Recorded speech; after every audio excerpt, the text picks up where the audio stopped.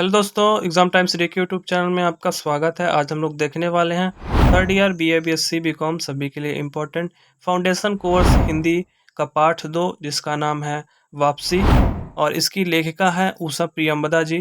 तो इसके महत्वपूर्ण ऑब्जेक्टिव क्वेश्चंस यानी वस्तुनिष्ठ प्रश्न हम लोग इस वीडियो लेक्चर में देखने वाले हैं। तो जैसा कि आप देख पा रहे होंगे यहाँ पे लिखा हुआ है पाठ 2 वापसी और ये उषा प्रियंवदा का परिचय है यानी कि उनका जन्म कहाँ हुआ था और उनको कौन-कौन सा पुरस्कार प्राप्त हुआ, उनकी रचनाएँ कौन-कौन सी हैं, ये सब भी परीक्षा में पूछ लिया जाता है। तो इसको आप यहाँ से पढ़ सकते हैं जैसे कि उषा प्रियंवदा का जन्म 24 दिसंबर 1930 को कानपुर में हुआ था, ये हमको याद रखना होता है। क्योंकि ऑब्जेक्टिव क्वेश्चन पाठ के अंदर से ही बनते हैं, यहीं से बनते हैं और उनकी रचनाओं में जैसे उपन्यास है 55 खंभे लाल दीवारें और कहानी संग्रह है ज़िंदगी और गुलाब का फूल, एक कोई दूसरा और कितना बड़ा झूठ, ये सबको हमें याद रखना है। इसके बाद चलते हैं डायरेक्ट ऑब्जेक्टिव क्वेश्चंस की ओर और देखते हैं कौन-कौन से महत्वपूर्ण वस्तुनिष्ठ प्रश्न हैं इस पाठ में। तो पहला वस्तुनिष्ठ प्रश्न है यहाँ पे, वापसी कहानी के लेखक कौन हैं? तो उषा प्रियंवदा जी, ऑप्शन नंबर बा करेक्ट हो जाएगा इसका। अगला है प्रश्न क्रमांक 2, वापसी कहानी का प्रमुख पात्र है कौन है? गजाधर बाबू, ऑप्शन नंबर सा करेक्ट हो जाएगा। अगला है प्रश्न क्रमांक 3, गजाधर बाबू के कुल कितने बच्चे थे? तो उनके 4 बच्चे थे। अगला है प्रश्न क्रमांक 4, जिसमें कि पूछा गया है गजाधर बाबू किस नौकरी से रिटायर हुए थे? तो रेलवे की नौकरी से, ऑप्शन नंबर सा करेक्ट हो जाएगा। अगला प्रश्न है हमारा प्रश्न क्रमांक 5, गजाधर बाबू के बड़े बेटे का नाम है? तो बड़े बेटे का नाम था अमर।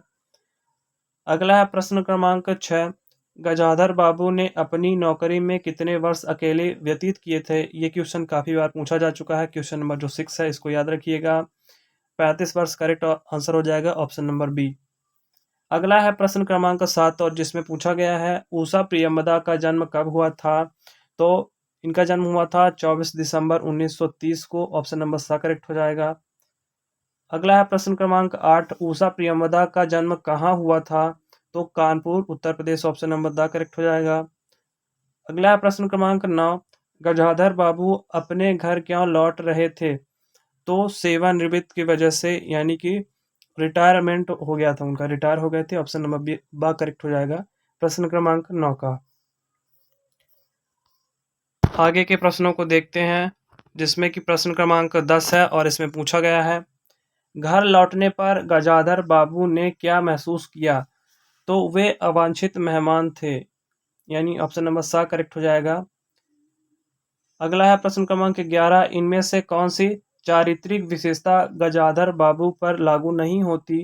तो गुस्सैल, वो गुस्सैल नहीं थे, इस क्वेश्चन का मतलब ये है। अगला है प्रश्न क्रमांक 12, गजाधर बाबू अपना घर छोड़कर वापस क्यों चले जाते हैं? तो अपने परिवार से उपेक्षा महसूस कर रहे थे, यानी कि उनके परिवार के लोग उनके आने से खुशी महसूस नहीं कर रहे थे। अगला प्रश्न क्रमांक 13, गजाधर बाबू का परिवार किस तरह का था? तो शिक्षित, शहरी और मध्यम वर्गीय, ऑप्शन नंबर सा करेक्ट हो जाएगा प्रश्न क्रमांक 13 का। प्रश्न क्रमांक 14 है, वापसी कहानी में गजाधर बाबू की वापसी कहाँ होती है? तो रेलवे की नौकरी से उनकी वापसी होती है।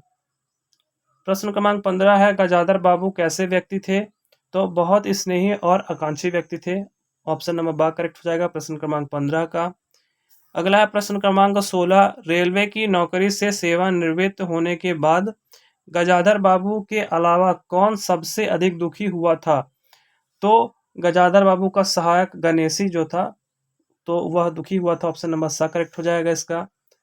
प्रश्न क्रमांक 17 है, गजाधर बाबू के लिए मधुर संगीत क्या था? तो पटरी पर रेल की पहियों की खटखट, ऑप्शन नंबर सा करेक्ट हो जाएगा। प्रश्न क्रमांक 18 है, गजाधर बाबू ने दोबारा नौकरी करने का फैसला क्यों किया? क्योंकि परिवार की उपेक्षा के कारण, मतलब परिवार के लोग उनके आने से खुशी महसूस नहीं कर रहे थे, तो परिवार की उपेक्षा के कारण। प्रश्न क्रमांक 19 है, वापसी कहानी में किसकी वापसी होती है? तो गजाधर बाबू की, ऑप्शन नंबर आ करेक्ट हो जाएगा, एक सेवानिवृत्त रेलवे कार्मिक गजाधर बाबू की।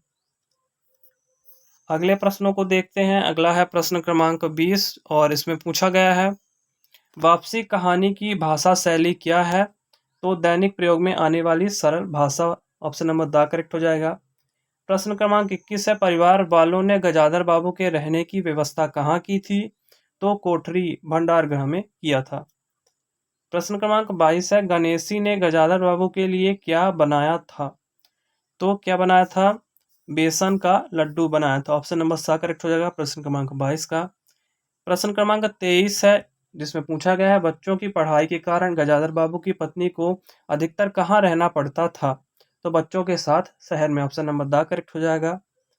प्रश्न क्रमांक 24 है, गजाधर बाबू का आसपास के लोगों से कैसा व्यवहार था? तो मधुर व्यवहार था। ऑप्शन नंबर आ करेक्ट हो जाएगा। प्रश्न क्रमांक 25 है, घर खर्च कम करने की सलाह पर गजाधर बाबू की पत्नी की क्या प्रतिक्रिया थी? तो क्या थी? पत्नी को कोई सहानुभूति नहीं थी। प्रश्न क्रमांक 25 का ऑप्शन नंबर बा करेक्ट हो जाएगा। प्रश्न क्रमांक 26 है, बहू के चौका खुला छोड़ने पर बिल्ली द्वारा क्या गिर गया था? तो चौके में रखी दाल। ऑप्शन नंबर सा करेक्ट हो जाएगा। प्रश्न क्रमांक 27 है, बसंती ने कैसा खाना बनाया था? तो बसंती ने ऐसा खाना बनाया था जिसे कोई खा ना सके, यानी ऑप्शन नंबर बा करेक्ट हो जाएगा प्रश्न क्रमांक 27 का। प्रश्न क्रमांक 28 है, अमर अब अलग होने का क्यों सोच रहा था? तो इसका ऑप्शन नंबर सा करेक्ट हो जाएगा। अब इस घर में अमर के दोस्तों की महफिल नहीं जम पाती थी, इसलिए। प्रश्न क्रमांक 29 है, बैठक से उठाकर गजाधर बाबू की खाट कहाँ रखी गई थी? तो छोटी कोठरी में। ऑप्शन नंबर दा करेक्ट हो जाएगा प्रश्न क्रमांक 29 का। अगले प्रश्न को देखते हैं। अगला है प्रश्न क्रमांक 30, जिसमें पूछा गया है, घरेलू नौकर को काम से किसने हटाया? तो गजाधर बाबू ने। उनको लगता था कि व्यर्थ खर्चा हो रहा है, इसलिए उन्होंने नौकर को हटा दिया था। प्रश्न क्रमांक 31 है, किस कारणवश राम जी मिल द्वारा दिए गए नौकरी के प्रस्ताव को गजाधर बाबू ने ठुकरा दिया था? तो परिवार के साथ प्रेम से रहने की कल्पना के कारण। ऑप्शन नंबर बा करेक्ट हो जाएगा। प्रश्न क्रमांक 32 है, बाद में गजाधर बाबू राम जी की नौकरी के लिए क्यों राजी हो गए थे? तो ऑप्शन नंबर सा करेक्ट हो जाएगा, अपने परिवार के दुर्व्यवहार के कारण उनको ऐसा लगने लगा कि परिवार में उनकी कोई उपयोगिता नहीं है, इस कारण से ऑप्शन नंबर सा करेक्ट हो जाएगा। प्रश्न क्रमांक 33 है, गजाधर बाबू के घर छोड़ने पर परिवार वालों ने क्या किया? तो क्या किया था? उनके जाने से सभी लोग प्रसन्न थे तथा उनकी चारपाई को बाहर निकाल दिया गया। ऑप्शन नंबर बा करेक्ट हो जाएगा। प्रश्न क्रमांक 34, जाने से पहले गजाधर बाबू गणेशी से क्या कहते हैं? तो कहते हैं, कुछ भी जरूरत हो तो लिखना गणेशी। ऑप्शन नंबर सा करेक्ट हो जाएगा। इस अगहन तक बिटिया की शादी कर दो।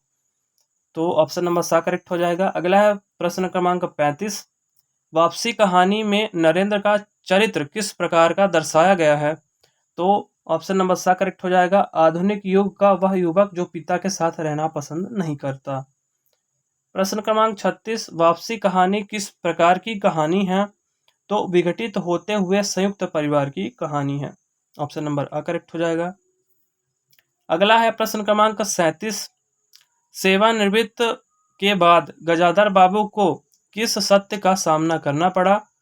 तो यह कि परिवार में उनका महत्व केवल एक धन उपार्जन करने वाले व्यक्ति का था। अगला है प्रश्न क्रमांक 38, सेवानिवृत्त के बाद गजाधर बाबू को अपने नौकरी के दिन क्यों याद आने लगे थे? तो इसका क्या कारण था? परिवार से अपनत्व ना मिलने के कारण। ऑप्शन नंबर सा करेक्ट हो जाएगा। प्रश्न क्रमांक 39 है, गजाधर बाबू ने चाय बनाने के लिए किससे कहा और कहाँ जाकर बैठ गए? तो बसंती से चाय बनाने को कहा और बाहर बैठकर चाय पीने लगे। ऑप्शन नंबर दा करेक्ट हो जाएगा प्रश्न क्रमांक 39 का। प्रश्न क्रमांक 40 है, खाना ना खाने का गुस्सा नरेंद्र ने किस पर उतारा? तो गजाधर बाबू पर। प्रश्न क्रमांक 41 है, गजाधर बाबू प्रायः बैठक में ही क्यों रहते थे? तो क्योंकि मकान छोटा था। ऑप्शन नंबर आ करेक्ट हो जाएगा। प्रश्न क्रमांक 42 है, जब गजाधर बाबू परेशान होकर चुप रहने लगे तो उनका हाल किसने पूछा? तो उनका हाल किसी ने नहीं पूछा था, इसलिए ऑप्शन नंबर द करेक्ट हो जाएगा प्रश्न क्रमांक 42 का। प्रश्न क्रमांक 43 है, गजाधर बाबू ने अपनी नौकरी में कितने वर्ष अकेले व्यतीत किए थे? तो 35 वर्ष। ये प्रश्न रिपीट हो गया है, 35 वर्ष इसका करेक्ट आंसर हो जाएगा। प्रश्न क्रमांक 44, गजाधर बाबू के स्वभाव की 2 विशेषताएं बतलाइए।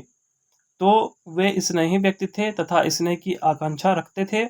वे परिवार के सदस्यों के साथ मनोविनोद करना चाहते थे। तो ऑप्शन नंबर सा करेक्ट हो जाएगा, आ और बा दोनों। प्रश्न क्रमांक 45 है, इनमें से कौन गजाधर बाबू की पुत्री थी? तो मतलब गजाधर बाबू की पुत्री का नाम पूछ रहा है। तो बसंती ऑप्शन नंबर सा करेक्ट हो जाएगा।